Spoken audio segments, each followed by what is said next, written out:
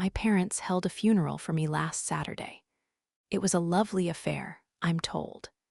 The only complication was that I was very much alive, and I decided it was an event I just couldn't miss. Before I became a ghost at my own memorial, I was just a daughter. My life unfolded in a brick fortress of a house in the suburbs north of Chicago.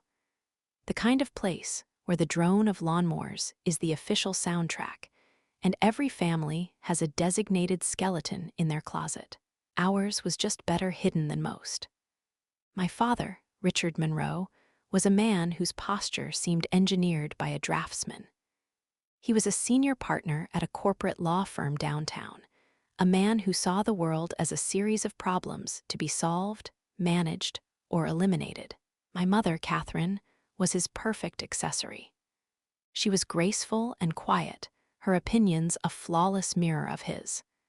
Her life's work was maintaining the illusion that we were the perfect American family. And for 18 years, I was the perfect daughter. I was the star of their show. I earned the grades that got me into the honor society. I learned to play the piano just well enough to impress their friends at holiday parties, and I perfected a smile that never quite reached my eyes. I was their legacy in the making. The problem was, their blueprint for my life felt less like a future and more like a beautifully decorated prison cell. My father had it all planned out. I would go to Yale for my undergraduate degree, then Yale Law. I would summer at his firm, make partner by 30, and marry the son of another powerful Chicago family, a young man with a trust fund and the personality of a damp cloth. It was a life of guaranteed privilege, a life that made me feel like I was suffocating. My own dream was far less grand. It was loud, chaotic, and smelled of garlic and yeast. I wanted to be a chef. I craved the heat of a professional kitchen, the raw energy, the alchemy of transforming humble ingredients into a moment of pure happiness for someone. I had secretly applied and been accepted to the Culinary Academy of New York. I had even scraped together a few $1,000s from years of babysitting and working at a local bookstore, a secret fund for my escape. The day I chose to tell them was the day they lit the match that burned my world to the ground. The setting was our formal living room, a sterile space reserved for important guests and uncomfortable conversations. The air smelled of lemon polish and my mother's expensive roses. I placed my acceptance letter on the gleaming surface of the antique coffee table. I didn't see it as an act of defiance, but as an offering, a plea for them to see me. My father didn't even glance at it. His gaze was fixed on me, his expression shifting from detached indifference to a look of utter contempt. It was the way you'd look at an insect you'd found on your dinner plate. A cook.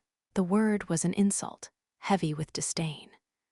You want to throw away a Yale education, your entire upbringing, to sweat over a stove with labor. I tried to make him understand. I talked about passion, about art, about creating something real. He didn't hear a word. All he saw was the destruction of his meticulously crafted plan.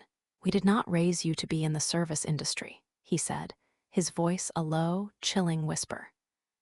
"We gave you every advantage, every opportunity, and you repay us with this common, vulgar fantasy." I turned to my mother, my last hope. I begged her with my eyes to say something, to defend me, to be my mother. She sat on the silk sofa, perfectly poised, her hands clasped in her lap. Her face was as smooth and unreadable as marble. She looked at a point on the wall just over my shoulder, as if I were already transparent, a ghost in her own living room. Then my father delivered his sentence. He rose to his full height, a towering monument of disappointment. "If you choose this life," he declared, his voice as sharp and final as a guillotine, "you choose it without us. You are no longer a member of this family." The silence that followed was absolute. I stood there, waiting for him to shout, for my mother to cry, for something, anything to feel human. But there was only the cold, hard vacuum of his decision. "Leave my house," he said. I hesitated, still unable to believe this was real. The terror was a physical thing, squeezing the air from my lungs. He pointed a long, steady finger toward the grand foyer. Now, my mother never moved. A silent accomplice to my execution. They didn't let me get my coat. They didn't let me go upstairs for my things. The only possessions I left with were my wallet, my phone, and the $187 inside it. As I walked toward the massive front door, each step felt like it was through wet concrete. I kept glancing back, searching for a flicker of regret in my mother's eyes. There was nothing. She was a statue, watching her husband methodically erase their only child. The heavy door closed behind me, and the sound of the deadbolt sliding into place was the final punctuation. In a matter of minutes, at 19 years old, I was utterly alone and on the street. The first few months were a nightmare of humiliation and fear. I bounced between the spare rooms of high school friends, but their parents' hospitality quickly wore thin. I was a cautionary tale, a piece of drama they didn't want in their tidy suburban lives. The invitations dried up. The texts went unanswered. I ran out of favors and found myself truly homeless. I fell into a side of Chicago my father pretended didn't exist.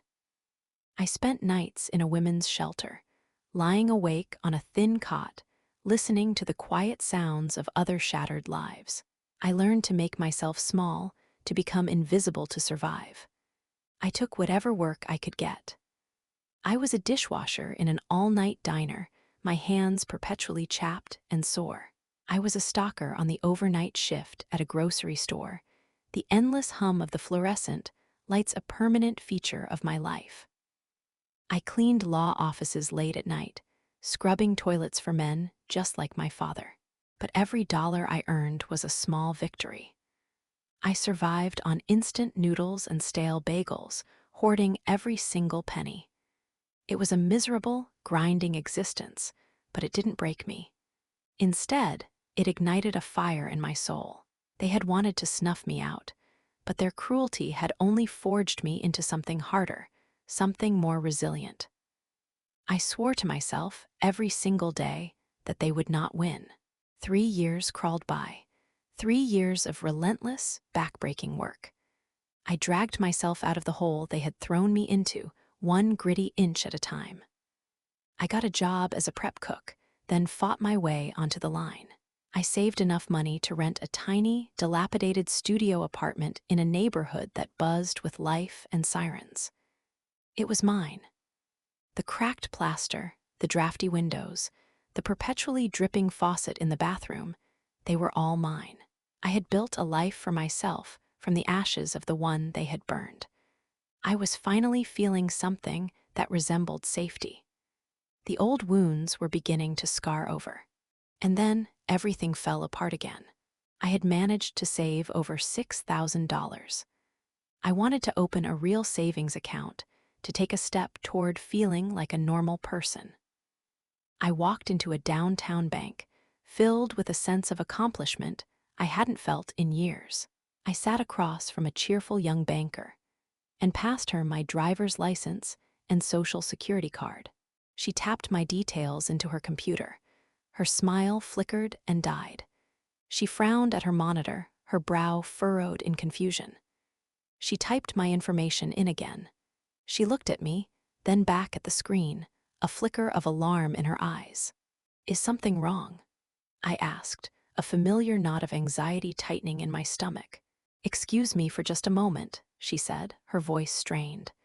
She hurried over to her manager, and I watched them whisper, occasionally glancing my way. My blood turned to ice.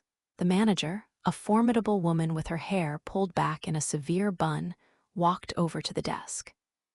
She looked at her computer screen, then at my face, her expression a strange mix of pity and suspicion. "Ma'am," she began, speaking slowly and deliberately. I'm afraid there's a serious issue. According to federal records, you're deceased." I let out a sharp, disbelieving laugh. "Deceased? That's absurd. I'm sitting right here. It has to be a mistake, some kind of data entry error." The manager shook her head, her expression grim. "This isn't just a bank flag, miss. This is an official filing from the Social Security Administration. The United States government has a record indicating that Ava Monroe passed away approximately 18 months ago." The world tilted on its axis. I spent the following week trapped in a bureaucratic labyrinth, going from one government office to another, trying to prove my own existence. It was at the Cook County Clerk's office that I found the proof. An official, state-issued death certificate. And there, under the section marked Informants, were their names: Richard and Catherine Monroe. They hadn't just thrown me away. They had buried me. My mind refused to grasp it. The sheer, calculated malice of it was breathtaking. Why would they go to such an extreme? And then, as I stood there, swaying on my feet, the clerk offered me a printout from a local newspaper's digital archives. "Maybe this will shed some light on it," she said, her voice soft with sympathy. It was my obituary. It spun a beautiful tale about their cherished daughter, who was taken from them in a tragic boating accident while studying in Europe. A complete and utter lie, designed to elicit sympathy and close the book on me forever. And at the bottom of the article was a small notice for an upcoming memorial service. It was for the following Saturday, at Grace Chapel on the Lake, the very church where I was christened. As the shock receded, it was replaced by a cold, diamond-hard clarity. It all made a horrifying kind of sense. My father never did anything that wasn't transactional. There was a trust fund my grandmother had left for me, and there was the life insurance policy he had insisted I sign when I turned 18, calling it responsible financial planning. He hadn't just disowned me, he had liquidated me. That Saturday, I put on the only black dress I owned, a simple, second-hand garment I kept for job interviews. I took the time to do my hair and put on makeup, something I hadn't bothered with in years. When I looked in the mirror, I saw a stranger staring back, but she was a stranger with a purpose. I walked through the tall, carved wooden doors of the chapel. The air was thick and sweet with the scent of white lilies, the official perfume of grief. The pews were filled with faces I hadn't seen in years. My aunts, my uncles, my father's partners and their wives, the people who used to tell me how proud they were of me. They were all there, performing their sadness, dabbing their eyes with tissues and murmuring about what a terrible loss it was. And at the front of the church, standing at a lectern next to a large, smiling photograph of me from my high school graduation, was my father. He was delivering the eulogy. His voice was heavy with counterfeit emotion as he spoke about my vibrant spirit and the unbearable silence my death had left in their lives. In the front row, my mother was the very picture of a grieving mother, her face buried in a handkerchief, her shoulders shaking with practiced sobs. The same woman who had watched me be cast into the street now wept for an audience. I waited. I let him finish his performance. I let him absorb the waves of sympathy from the crowd. As he said his final, choked words, "We will carry our angel in our hearts forever," and the organist began to play a mournful hymn, I started to walk. The sound of my heels clicking on the stone aisle echoed through the silent chapel. A few heads turned in my direction, then a few more. A confused murmur rippled through the pews. The whispers grew, then died abruptly, replaced by a deep, collective intake of breath. The organ music faltered, then stopped with a wheezing chord. Every single eye was now fixed on me as I advanced slowly, deliberately, down the center aisle. Expressions of sorrow melted into confusion, then to disbelief, and finally to a dawning horror. My father, who had been stepping away from the lectern, froze completely. All the color drained from his face, leaving it a waxy, grayish color. He was looking at a ghost. My mother looked up, her carefully constructed mask of grief shattering into pure, animal terror. She made a small, choked sound in the back of her throat. Somewhere in the back, a woman screamed. The scream broke the spell. The room erupted into chaos. There were gasps, frantic pointing, and people physically shrinking away from the aisle as if I were some kind of specter. My father grabbed the lectern to steady himself, his knuckles white. For the very first time in my life, I saw genuine fear in his eyes. Not disappointment, not anger, just raw, unadulterated fear. His perfect world was collapsing around him, in front of the very people he had spent his life trying to impress. I stopped about 15 feet away from them, letting the silence hang in the air. I let them all look at me, at the impossible truth of my presence. I tilted my head slightly and offered a small, sharp smile. "I do hope I'm not interrupting," I said, my voice ringing out, clear and strong, cutting through the panic. "The eulogy was beautiful, Father. A masterpiece of fiction, but very moving."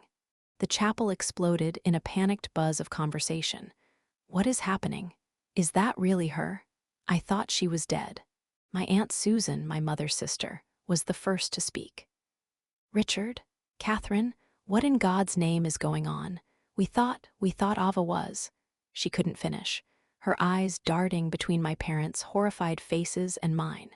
My father tried to wrestle back control, straightening his suit jacket in a pathetic display of his old authority. "You have no right to be here," he hissed, his voice a venomous whisper meant only for me. I laughed, a short, bitter sound. "No right? At my own funeral? I can't imagine a more appropriate place for me to be." I raised my voice, turning my attention to the stunned audience. "I'm sure this is all quite confusing. It's difficult to RSVP to your own memorial service when your parents have had you declared legally dead to collect on your life insurance." A single, unified gasp swept through the crowd. The shock was curdling into understanding, and they were all looking at my father not as a grieving parent, but as a criminal. "They threw me out with nothing," I continued, my voice gaining strength from 3 years of silenced rage. "They left me with nothing. And when that wasn't enough, when simply disowning me wasn't final enough, they decided to have me killed, at least on paper." I locked my eyes on my father. "Why don't you tell them why, Dad? Why go to all that trouble? Was my grandmother's trust not paying out fast enough for you? How much is a daughter worth these days? What's the going rate?" His composure finally snapped. The mask of the grieving father and the respected lawyer fell away, revealing the monster underneath. "You were a disappointment," he roared, his voice booming through the hallowed space. "The confession was out. An investment that went bad. You threw your life away, so I simply liquidated the asset. It was cleaner for everyone this way." The silence that followed his outburst was absolute, more damning than any accusation. In that moment, he had condemned himself. Everyone saw him for what he truly was. I could see the faint glow of cell phone screens begin to appear throughout the pews. The whispers had turned from confusion to outrage. He admitted it. "Call the police. Someone call the police." They didn't have to. 2 uniformed Chicago police officers were already walking calmly up the center aisle, their presence a quiet, final judgment. My father saw them, and all the fight drained out of him. He sagged against the lectern, a man utterly defeated. He didn't say another word as they reached him, quietly informed him he was under arrest, and clicked the handcuffs around his wrists. He refused to look at me. He didn't even glance at my mother, who sat frozen in the front pew, her carefully curated world now a pile of smoking rubble. As they escorted my father out of the chapel, I turned and walked back down the aisle and out into the bright, crisp afternoon. For the first time in 3 long years, the suffocating weight that I had carried everywhere I went finally began to lift. I had been discarded, erased, and buried under a mountain of their lies. But I had clawed my way back. They had tried to steal my life, but in the end, I was the one who took it back. Standing there on the steps of the church, I took a long, slow breath of clean, free air. It was not just the end of their story. It was the first day of mine, and I was finally ready to start living it.